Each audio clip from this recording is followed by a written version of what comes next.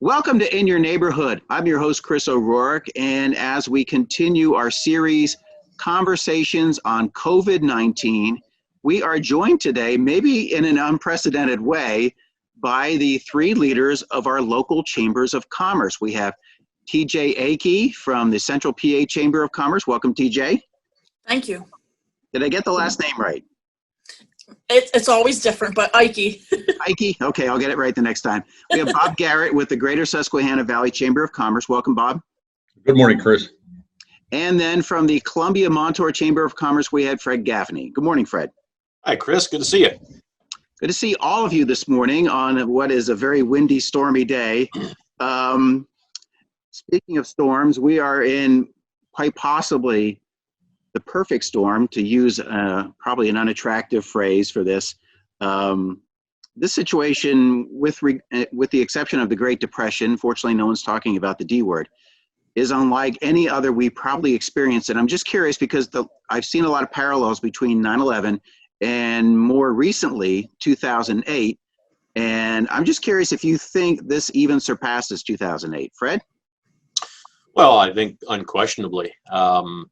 The biggest difference, the two biggest differences between 2008 and what we're experiencing today is the government mandating that businesses be closed.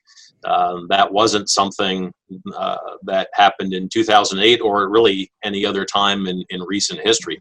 While the economy was struggling, entrepreneurs and businesses of all sizes were still able to try to be in control of their own destiny by doing business as best they could. But at this point, the government, the state government has said that certain businesses cannot be operating and some are very limited as to what they can do. So very different situation and much more, I think, widespread economically than anything we've experienced in modern times.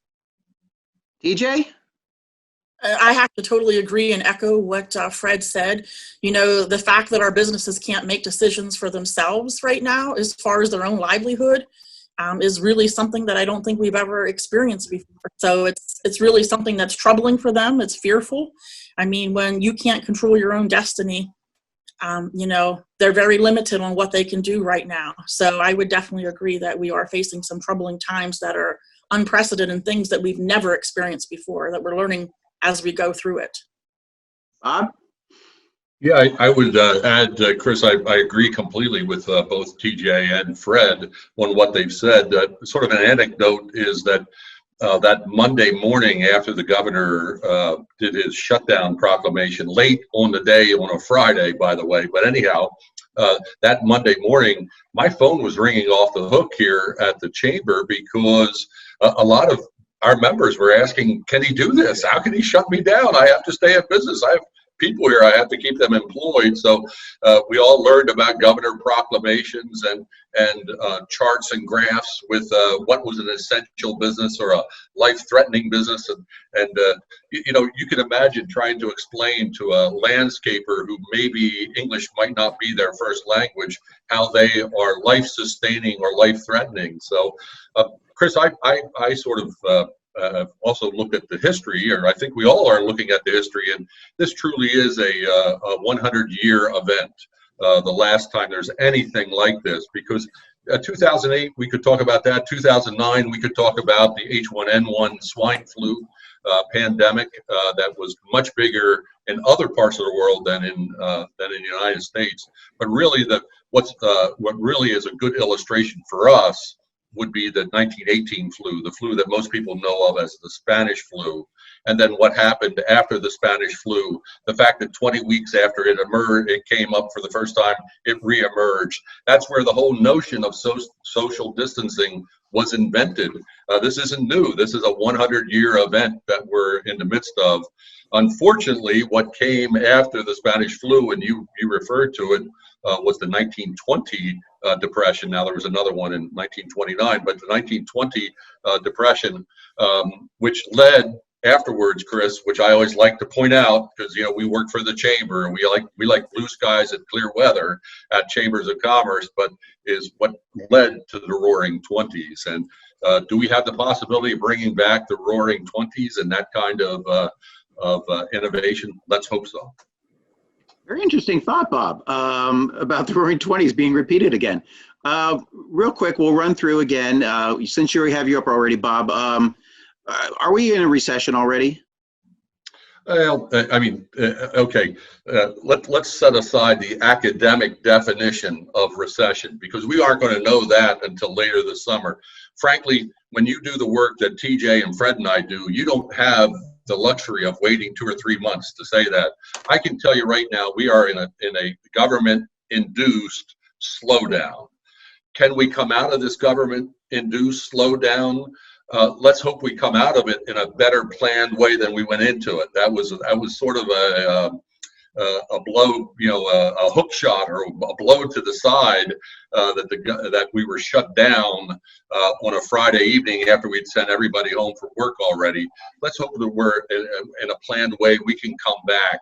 I would say, and I would be interested in what TJ and Fred's experience is, but I would say right now in the greater Susquehanna Valley, in the 4 counties that I represent, and is that we're probably at an unemployment rate of something in the 20%, which we did see that in the early 80s. But the point is we can get people back to work almost as quickly as they were laid off, but we have to do it in a planned way. And I'm just going to throw it up there. I don't see any reason after April 30th that the construction industry needs to stay shut down, and the rest of those industries can follow.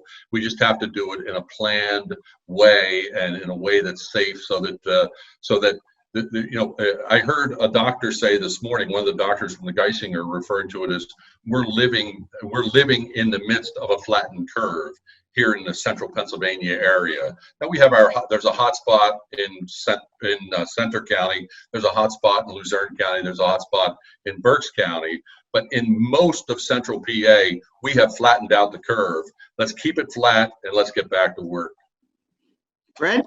Yeah, to kind of follow up with what Bob's statement as far as getting people back to work, it has been frustrating for us and for our members to try to understand what they can do and couldn't do with regard to operations. And now that we're kind of in this day-to-day pattern, if you will, from the state of getting updates, a strong partner through this has been the Pennsylvania Chamber of Business and Industry.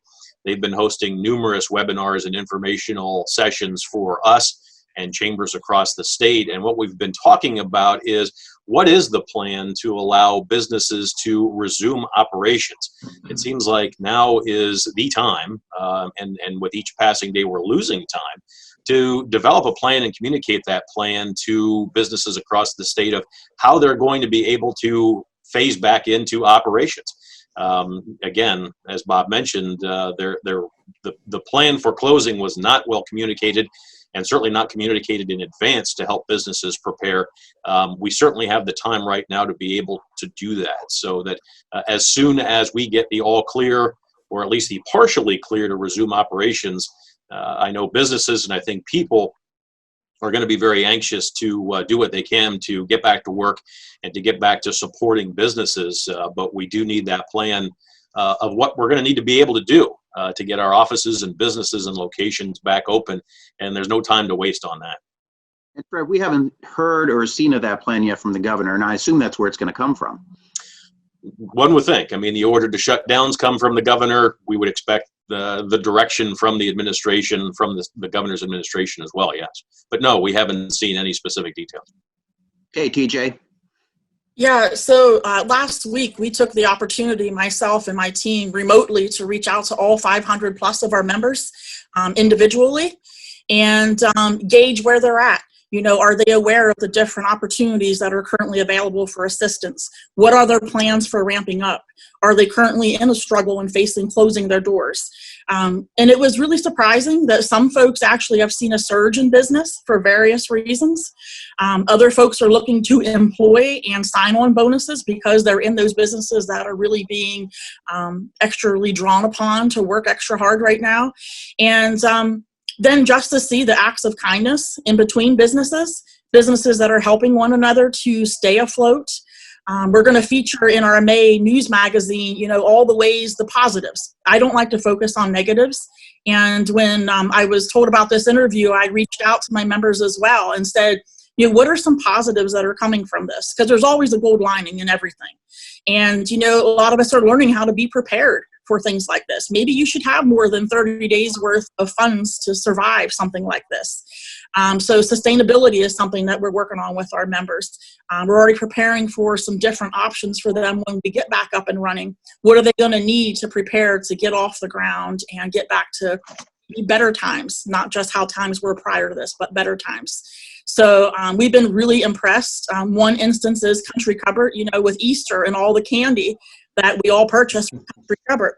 So they had already purchased all the candy at the store and they were closed. So they had, you know, this was all going to be a loss.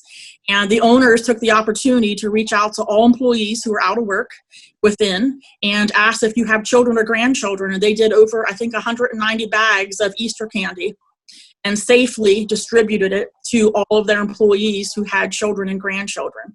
So some of the things that we've heard are really heartwarming and a testimony to how tough we are here in the central PA area and how we're going to defeat anything. I've been telling my team all along and my members that we're going to survive and we're going to thrive. And I wholeheartedly believe that. We've had new memberships steadily each week since this has happened. And even my board was very shocked because they thought we would see a strong decline in memberships. And that has not happened. Very interesting point you brought up, and I will take a slight jab here because you see the true entrepreneurs in the small business, whereas opposed to the larger businesses like Boeing, their first reaction is to put their hand out. So you brought up a number of interesting points there. I'm just curious about the ones that have managed to figure out a way to make it through this. And Country Cupboard is one. I mean, restaurants have figured out takeout and delivery are their way to go. What are some other cases that you've heard of businesses that have figured out what they need to do to survive? Yeah, I've been really surprised. I kind of made a list here this morning, but so even campgrounds, there's people we don't think of that were going to be hit. Campgrounds were booked solid. You know, this is prime time for folks to go camping and fishing and all those kinds of things. And one of our campgrounds said, you know, everyone had the opportunity to cancel their reservations and get a refund.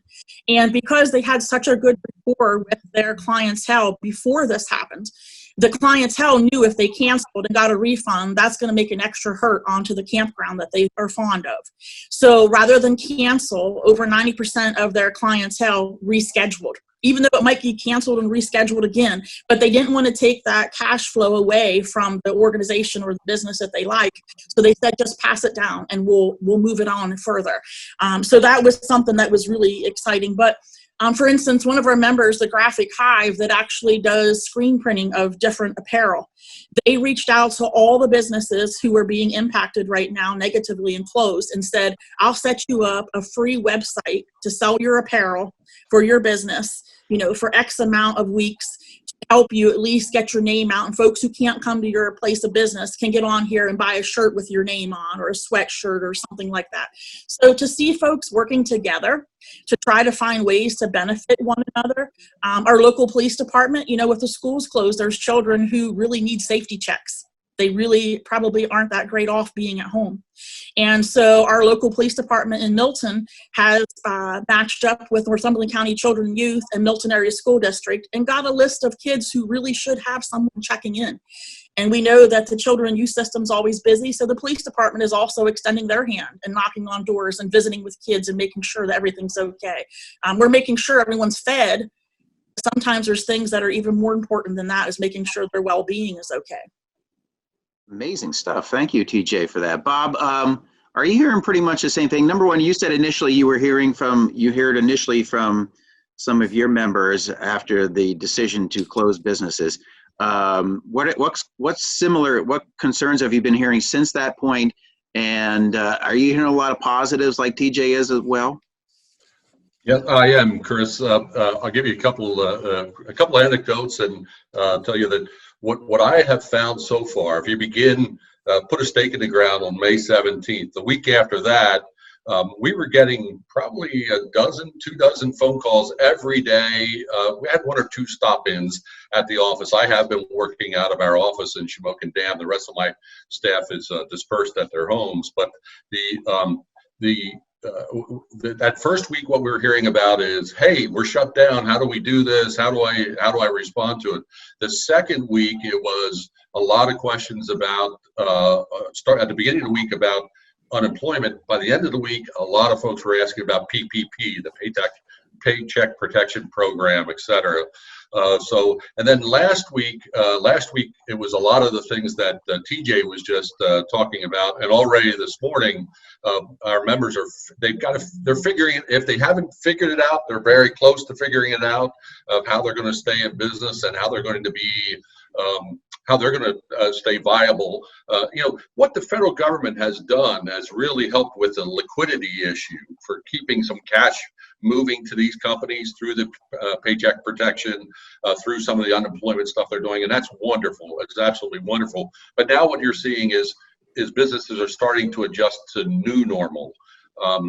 We also got involved with some of the do good type things this past weekend. We had a mask giveaway with the Greater Susquehanna Valley United Way. It was wildly successful. In fact, it was so successful that we sold out of masks, or we were out of masks. 2,000 plus masks were gone before it really actually opened. But we're getting those masks out. We're encouraging people follow the guidelines. Let's keep this flattened curve, which I guess would be a plateau, keep this plateau going so that we can all get back to work just as soon as possible. Yeah, congratulations on that mask effort. That was wildly successful on your part. Yeah, I'm sure that was a lot of fun to see. Fred, what are you hearing? What were you hearing in the days after? What have you heard since from your businesses, and what kind of positives are you hearing?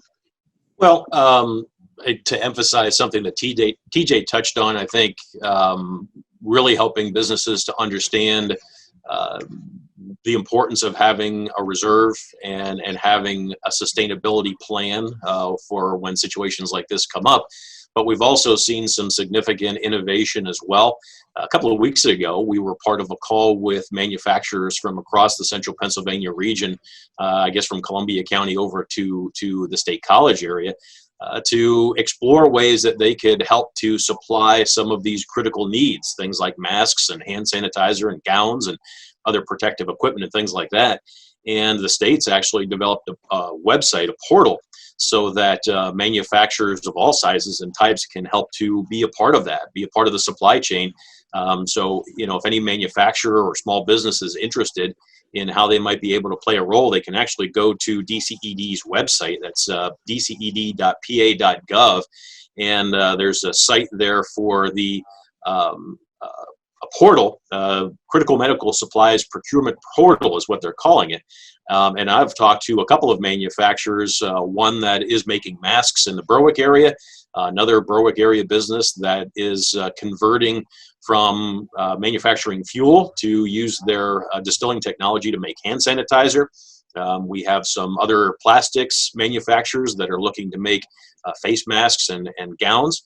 So there is innovation out there. And I think other businesses are going to be thinking about, can they play more of a role in the most urgent needs to capitalize on those market opportunities rather than just sit back and kind of wait for that government money and but try to be more in control of their own destiny. So we are seeing innovation. All right, so we did talk to Bucknell's SBDC last week, and they were really hyper-focused. Our conversation was hyper-focused on small business. The interesting thing with you guys is that you not only deal with small businesses, but manufacturers and larger businesses as well. How are those larger businesses, Fred, dealing with being a non-life-sustaining company at this point in time?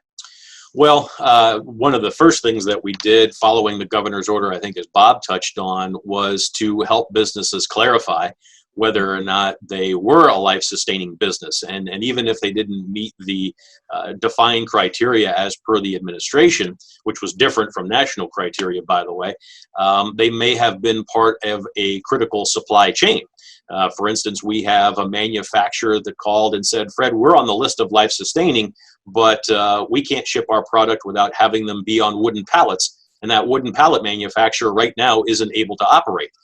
So the first week or so following the governor's order, that waiver process, which is still a number of waivers are still being processed, is what we spent a significant amount of our time helping our members with, understanding who could operate and who couldn't, and then again trying to get some of those businesses with waivers to get back into operation.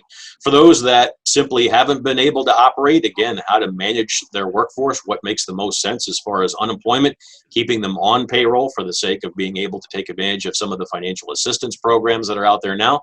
And then are there other opportunities, again, for some of those manufacturers to retool or repurpose to be able to meet some of those critical needs? And of course, keeping their workforce safe is always a priority. There was an article in the paper, I think last week, that several of our major manufacturers that were in operations did see some people that contracted the virus. And what they've done is start to shut down for a day or two, maybe every week, so that they can sanitize their workplaces and do their best to keep their employees safe. Figure out new processes to keep people socially distanced. So, of course, with larger employers, they do have the opportunity with more resources to maybe be a little bit more creative in figuring some of those things out. Some processors are a little more challenging, where people have to be in operations. But, a lot of them are figuring out how to make those things happen. TJ, what are you hearing from your larger business members? As most of you know, one of our biggest businesses here in Milton is ConAgra, American Home Food, Chef Boyardee. So they have seen such a surge of interest and need for their product because it's something that's attainable at a low price. With your kids at home, there's a lot of their products that kids like to eat. So their staff has been working 6 and 7 days a week. They were going to actually have off for Easter, but I think they were even working through Good Friday. So, some of those businesses are seeing such a surge that's a problem too, being able to ramp up like that when you weren't anticipating it. So that's something that we've seen, but we've been, much like Fred had said, a lot of our businesses were very confused, whether it be a large or small business, because I believe there was a lot of gray area and things were not defined in the actual list, even after they were revisited and reshared. So trying to connect our members with how to get waivers or whom they need to partner with. Like he said, again, some of our businesses rely on one another to be able to do a finished product. We also did connect our folks as well to the DCED manufacturing group. And there was a lot of members on there that the DCED and the other folks didn't recognize as manufacturers in our area because they might have been relatively small or made products that folks didn't really realize. But we were able to get them included as well and connected. So that worked very well. But then we found that we were all getting inundated. And I'm sure Fred and Bob can attest to this as well.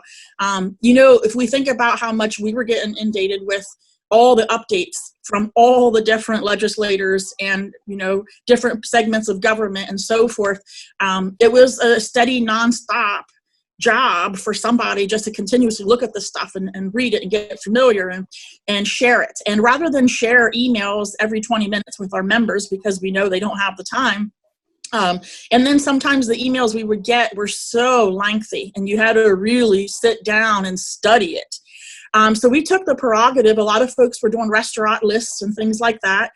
Our board came to me and wanted me to do that. And I said, we're all pretty self-sufficient as humans. If we're hungry, we're going to figure out who's open and where to eat. But I want to do something different. So we added a special page on our website that is just nothing but COVID-19 resources.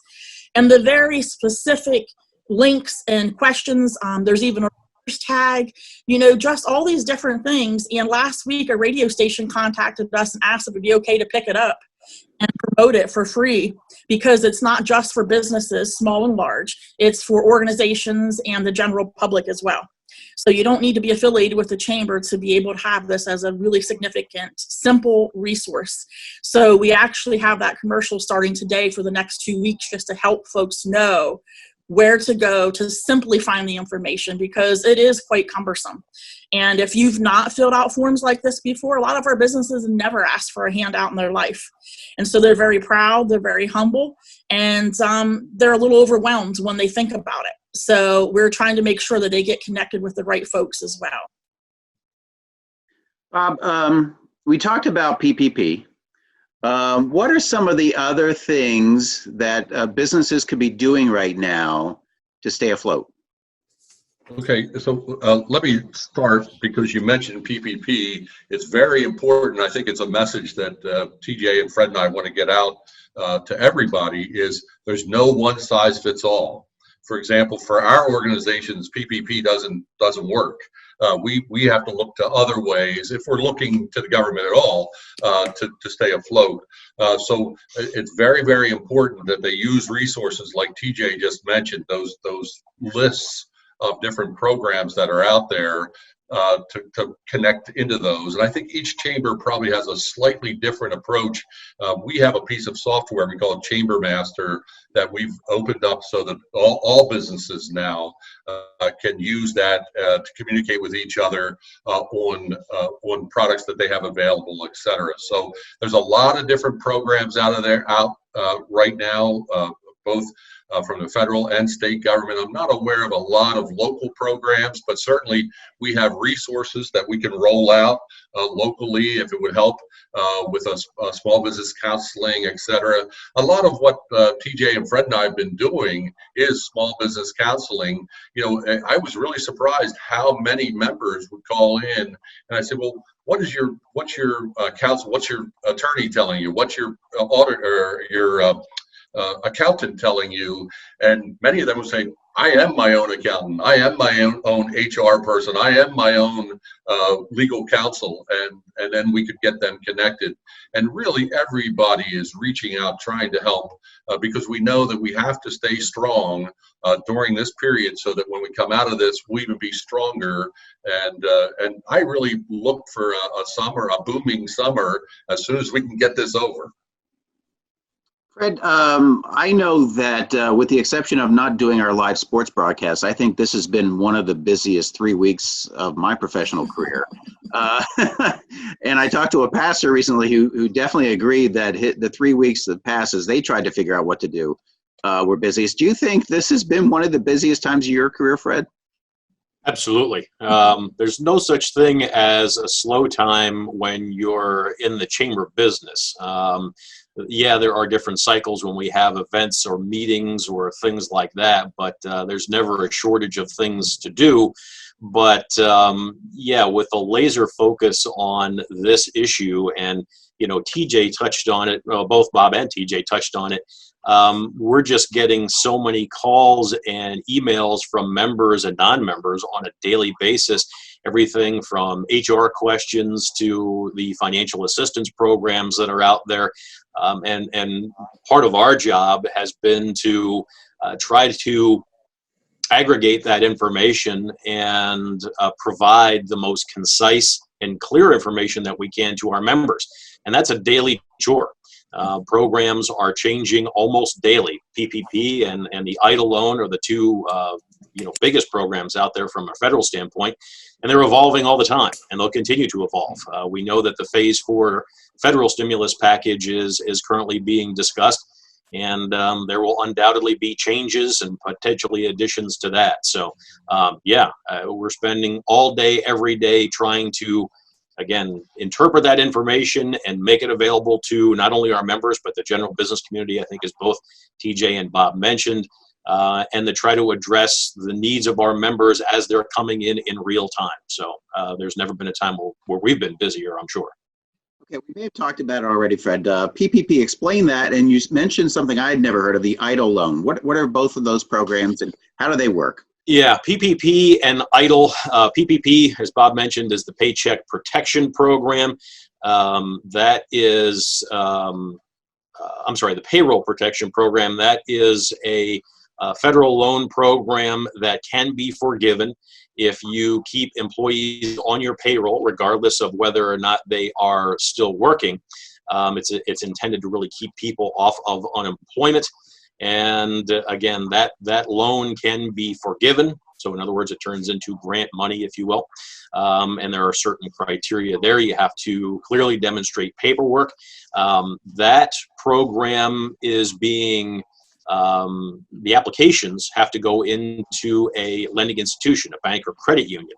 So businesses or nonprofit organizations, some nonprofit organizations, as Bob mentioned, 501c6 nonprofits are not eligible to participate. 501c3 organizations are, but the best thing they can do is contact their commercial lender directly, because we have learned that even though there is a standard federal form, different lending institutions are asking for different forms of supporting documentation. So before you go to the point where you want to submit that application, you want to contact your commercial lender and find out what other documentation they're going to need.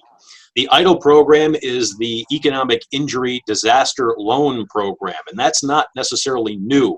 That's through the U.S. Small Business Administration. In our area, businesses have applied for what are now being called the EIDLE loans, ironically enough, through the Small Business Administration directly. That online form has actually been streamlined and is actually pretty simple. So a business could go online, and nonprofits are eligible for EIDLE loans as well. Can go through the SBA's website and apply for those funds directly. Now, we did learn something late last week. Originally, the EIDLE program, you could apply for up to, I believe it was $2 million in funding. We learned late last week that because of the tremendously high demand for the program, applicants are being told that they might only get as much as $15,000. Now, again, I would suspect that the Phase 4 federal stimulus package will inject more money into that program. So hopefully that will allow those loans to be more significant than the $15,000. But again, as of late last week, they were being told that's capped at $15,000. The other part of that was when the current version of the EIDLE loan program was announced, businesses were able to get a $10,000 advance that would be forgiven. In other words, $10,000 of grant money. That's been modified again, where it's only up to $10,000 per $1,000 per employee. So there have been some changes there as well. So again, as I think TJ mentioned, that's why it's important for employers to constantly look through our websites for the most updated information so that they can understand those guidelines. So another program that's out there as far as financial assistance is a payroll tax credit, again, intended to try to keep people on the payroll.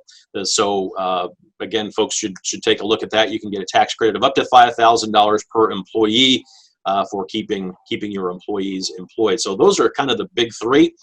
The state had a loan program that had such high demand, it only lasted a few days before the loans were maximized. We've got a small loan program as well. I know some nonprofit foundations have loan programs out there, but those three federal programs right now are the big ones that our members have been asking about, and they're constantly evolving. So we're doing our best to try to keep up with the details. Bob, I want you to elaborate a little bit on something you mentioned earlier, which is the fact that you thought the unemployment rate for our area was about 20%. I talked to John Gordner last week. He said that the latest unemployment number they have from Pennsylvania is 1 million, which was a little shocking. Are you surprised to hear that, number one, that it's that high? And number two, what do you think the local unemployment figure is at right now?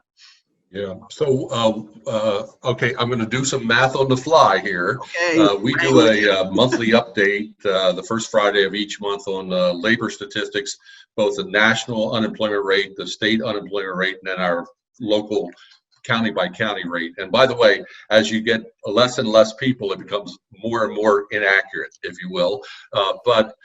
Okay, so let's use John's number. We know that the civilian labor force of the Commonwealth of Pennsylvania is about 6.1 million people. If 1 million of them are unemployed, that's 18%, something like that. So that is, I think we're right, 20% statewide. Here in the greater Susquehanna Valley, we really can tip our hats to our major employers. The number one employer in this valley is healthcare. Of course, they're not slowed down at all. The next biggest employer here in the valley is government. Now some government is laid off, but by and large, that's the federal government, particularly the Federal Bureau of Prisons. and that they're certainly not slowed down in any way right now. And then next is agriculture and agribusiness. TJ mentioned ConAgra. You know, we have right down the road, right down the street from me, the National Beef.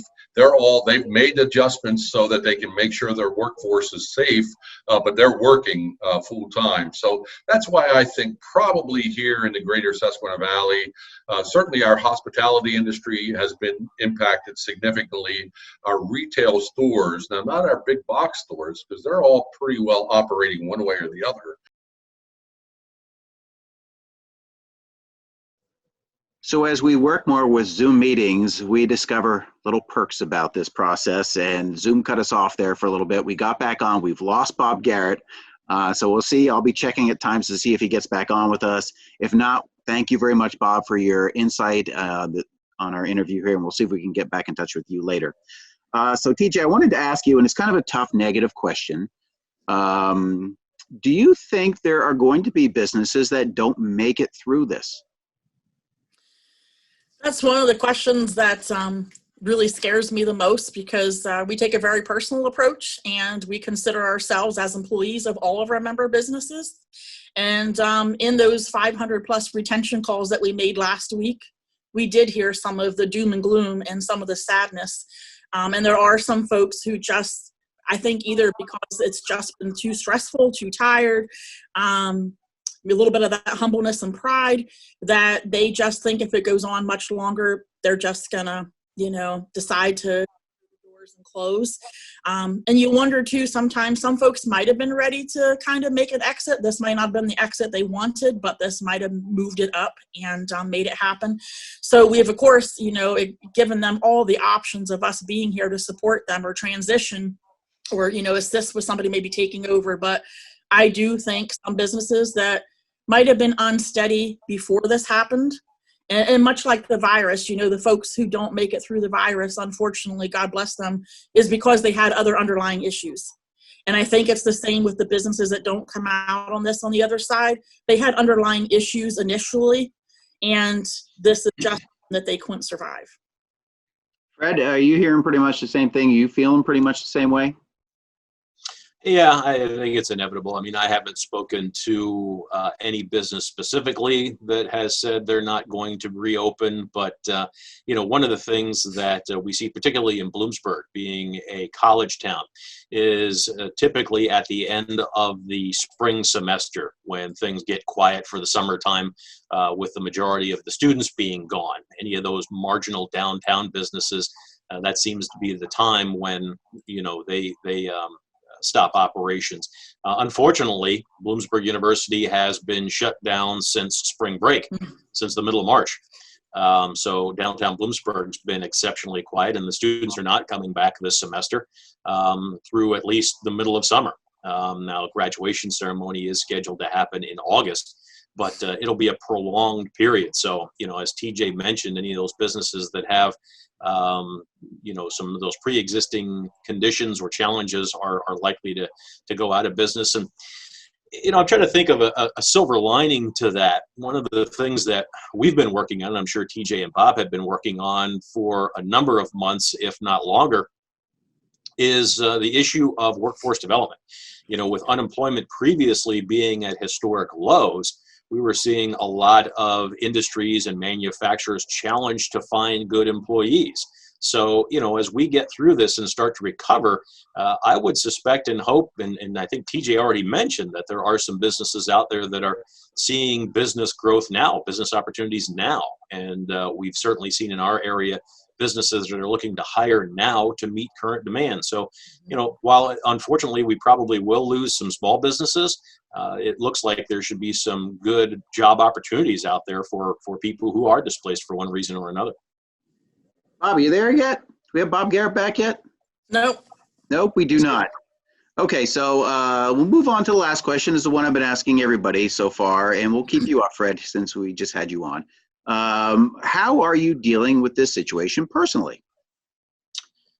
It was inevitable that the statewide order to close businesses was going to be was coming. when the governor started the county by county closure of businesses, it was only a matter of time. But the day it happened, I was kind of in shock for a little while. I was sitting at the dinner table with my wife and stepdaughter, and they looked at me and they said, "Are you going to be like this every day?" And really, after kind of getting through that evening and waking up the next day and getting the emails and phone calls from members, it was time to snap back into action. And that's really where we've been ever since. Each of our organizations has hundreds of members that are all challenged in one way or another. They all have questions, and it's very personal for a lot of those small businesses especially. So ever since that day, this is what we do. We're here to help and support our members and the general business community. So it's been, I would say, pretty easy to stay focused on what's right in front of us and what our job is, and to help us get through that. Again, we've been busier than ever, and there's never a shortage of things to address and talk to members about and try to look for new ways to help, and then think about what are we going to be able to do to help our businesses and our communities through recovery. So once we've gotten past that initial shock, we've been pretty laser focused on what we need to do to help our members and help our business community. But outside of business, you alluded to it real quick about the dinner table. Outside of business, when you're at home, how are you doing? We've been able to take a little bit of breaks away from the screen time and the computer. And we've been fortunate that we've had a pretty nice spring. So getting outside in the sun and getting that vitamin D and just doing some physical things in the yard has gone a long way to help with that kind of mental break away from some of the day-to-day challenges and issues that we're dealing with. So, we're, all things considered, doing just fine. TJ, how are you doing? I'd say as far as professionally, I believe it was a Thursday night when that first statement came out from the governor that he was shutting things down and released the first list. And it's funny because, as Fred said, we all knew it was coming.